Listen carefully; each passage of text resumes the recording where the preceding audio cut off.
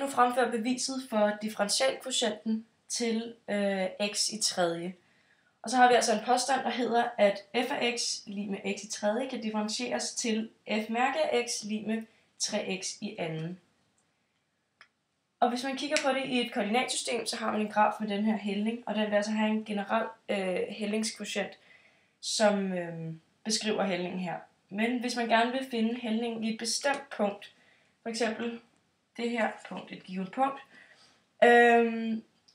så skal man finde differentialkvotienten, altså en tangenthældning, som beskriver hældningen i lige præcis det her punkt. Og den her tangenthældning finder man frem til ved hjælp af en sekanthældning, som altså er hældningen mellem to punkter på grafen. Og vi kan kalde det ene punkt for x0, og det andet punkt kalder vi for x0 plus h, da den her afstand imellem de to punkter altså hedder h. Tilsvarende hedder punktets anden koordinat altså f af x0, og punkt nummer 2's anden koordinat hedder f af x0 plus h. Yes. Og sekanthældningen kan man bruge til at finde tangenthældningen, for hvis man tager det her punkt og lige så stille rykker det tættere på det første punkt, så vil man formindske den afstand, der er imellem de to punkter, altså lade h gå mod 0, som altså er grænseovergang, og på den måde finder man tangenthældningen. Og vi starter altså ud med den her sekanthældning. Så hvis man kigger på den hældningskvotient, der kan findes mellem de her to punkter, så tager vi den helt standardformel for hældningskvotienter, som hedder a over y2 minus y1 over x2 minus x1. Og i det her tilfælde, så har vi et y2, der hedder f af x0 plus h,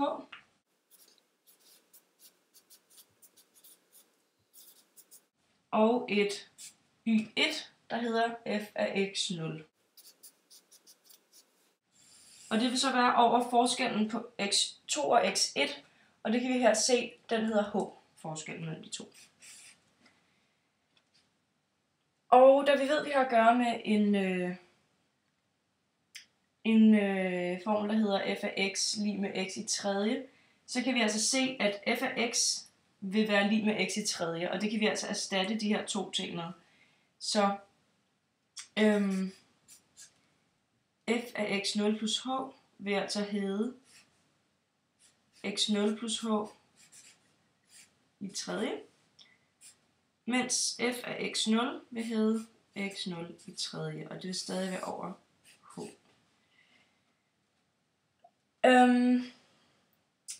Ja, så er det bare med at forkorte og udregne det her stykke, som altså er differenskvotienten, og den kan forsimples en del. Så vi starter ud med det her led, som hedder x0 plus h, og det vil jeg udregne hernede. Hvis man har det her x0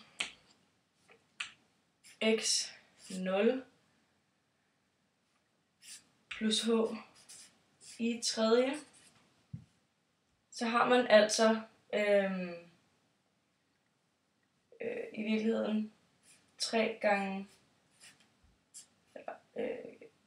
x0 plus h gange med sig selv 3 gange.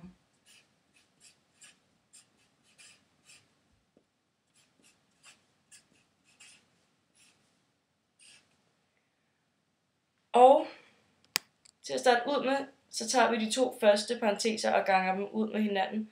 Og det kan man altså gøre som kvadratet på en toledet størrelse, så man har altså det ene led i anden plus det dobbelte produkt, som er 2hx0 plus det andet led i anden. Og så har vi stadig det sidste led her med.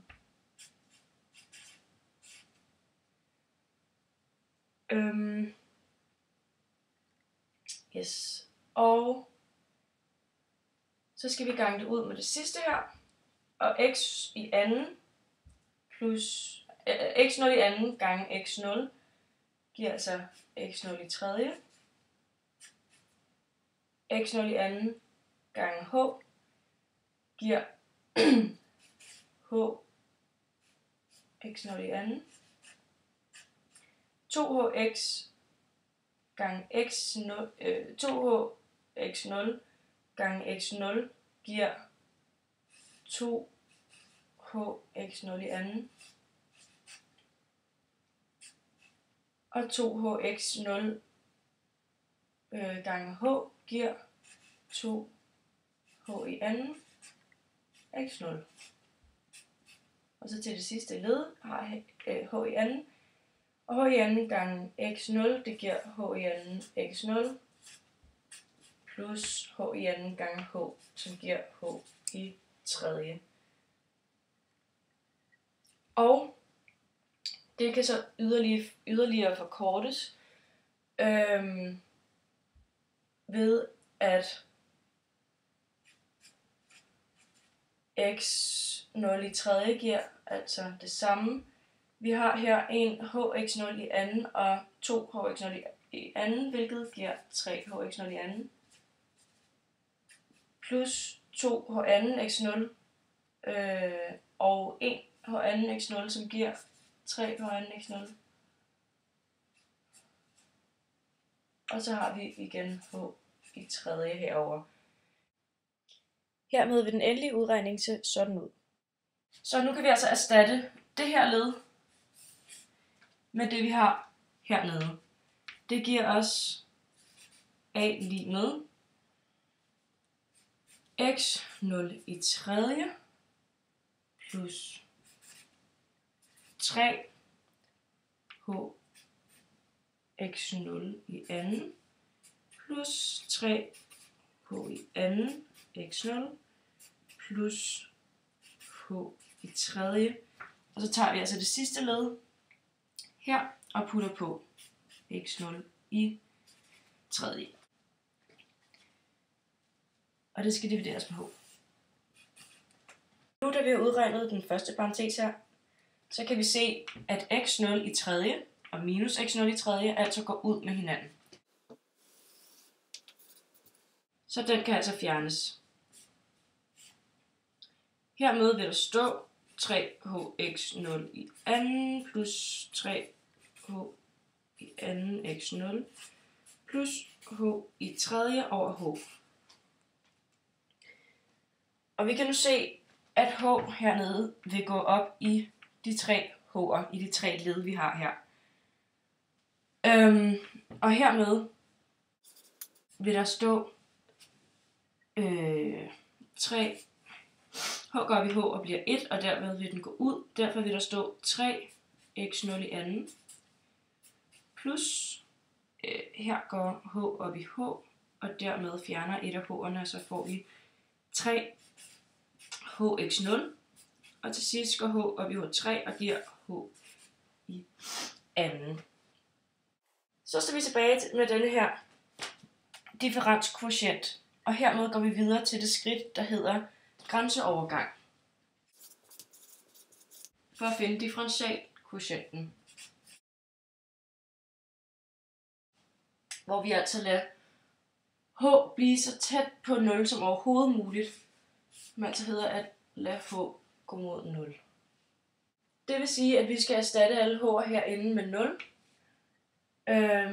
Hvormed vi får 3 x0 i anden plus 3 gange 0 gange x0 plus 0 i anden. Og det her bliver altså 0 og går ud alt sammen. Så står vi tilbage med en differentialkvotient, som hedder 3 x0 i anden. Og det er altså det, vi kan generalisere til at hedde f-mærke af x lig med 3x i anden. Og vi har dermed bekræftet vores påstand og bevist, at f af x lig med x i tredje kan differentieres til f-mærke af x lig med 3x i anden. Det skal til slut siges, at jeg har brugt det, der hedder tretrinsreglen, hvor man som det første skridt finder funktionstilvæksten, altså forskellen mellem f af x 0 plus h og f af x 0. Og som skridt nummer 2 finder differenskvotienten, altså sekanthældningen, og det er altså det, jeg har gjort her. Og til sidst i tredje skridt finder man differentialkvotienten via grænseovergang, som altså det, jeg har gjort hernede. Det kan, altså, så man kan sige, at jeg har lavet første trin og andet trin i en her, og så har jeg udført tredje trin her med grænseovergangen.